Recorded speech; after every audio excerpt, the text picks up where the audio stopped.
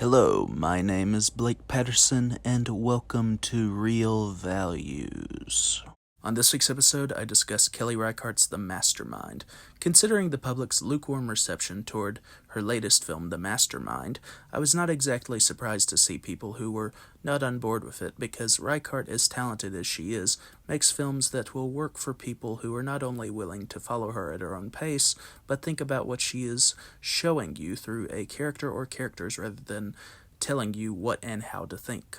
Although Reichardt might not be as modernist as a master like Michelangelo Antonioni, they both share an interest in creating a lived-in space where ideas arise more naturalistically, in Reichardt's case, through the imagery they create. Through different films, it is also clear that filmmakers as distinct as Robert Altman, Jim Jarmusch, and Terrence Malick have been as influential as Ermanno Olmi's The Tree of Wooden Clogs, one of Reichardt's favorite films. What she draws from these sources is an interest in portraying the beauty of the mundane in nature, especially when considering her character settings, while also challenging genre conventions and expectations, and acknowledging the underlying socio-political themes of the central conflict.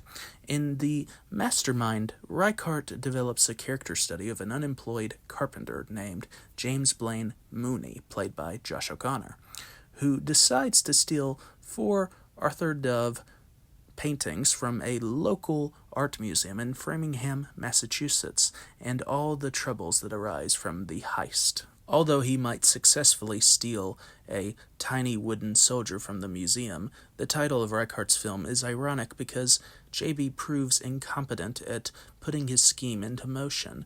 Through all this scheming, JB asked to borrow more money from his mother, Hope Davis's Sarah Mooney, by suggesting that it is for work when it is to pay the 3 men who will be participating in the heist.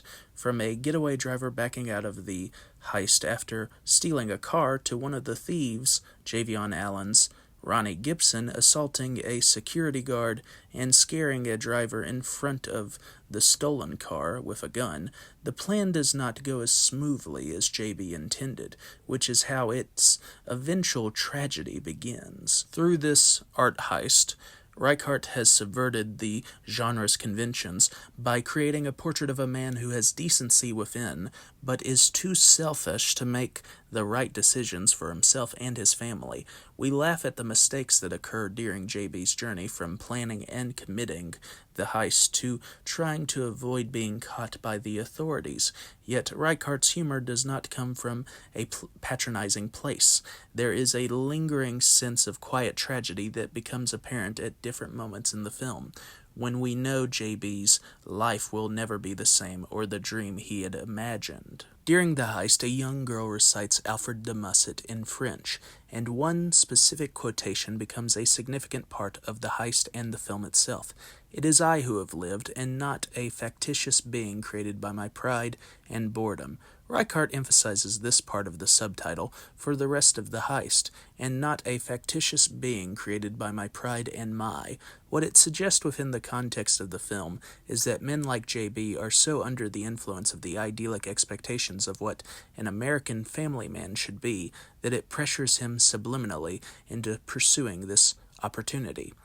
Reichardt creates a few motifs to illustrate JB's crisis: his shutting the garage door as the family leaves, watching a seemingly happy family through a window, seeing a soldier with his lover and their child, and noticing the lover and the baby without the soldier after falling asleep on the bus. The traditional notion of patriarchy within JB's circumstances is significant during these moments, and how he interacts with his family, from his father, Bill Camp's Judge William Mooney, suggesting that JB has a lot of free time, to his wife, Alana Haim's Terry Mooney, who judges him from a distance for committing a crime. The film is never explicit about the complicated consequences of JB's actions. We recognize them visually through a character's body language or the emotions of their voice as they internalize whatever they are truly feeling. In the average heist film, a man like JB would either be a misunderstood hero or a self-destructive villain. However, Reichardt transcends those stereotypes by recognizing truths within to develop a fully realized character who has gone from being an arts school graduate to a man so deeply involved in his destructive behavior that he rarely thinks outside the box. By having Josh O'Connor as JB, Reichardt succeeds in conveying the humane depths of a man whose selfishness and stupidity have made his life fall apart within the cultural tensions that have arisen in America, especially a nation divided by the Vietnam War in 1970. O'Connor is one of those young character actors who is unconventionally handsome and possesses a rare chameleonic sensibility that would allow him to portray different types of men.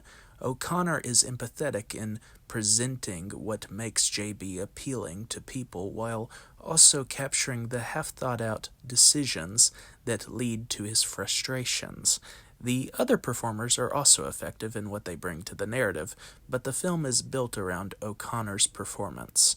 We are always curious about where JB's journey will go because of Reichardt and O'Connor's emotional investment in him.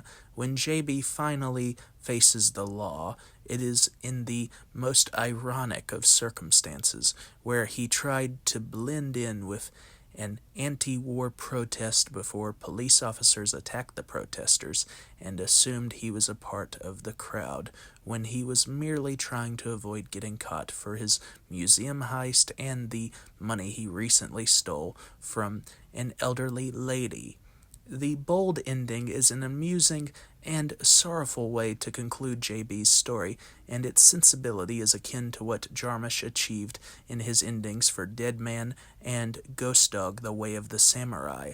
In those terms, the Mastermind is the Dead Man or Ghost Dog of heist movies, but told through the relaxed language of Reichardt's filmmaking.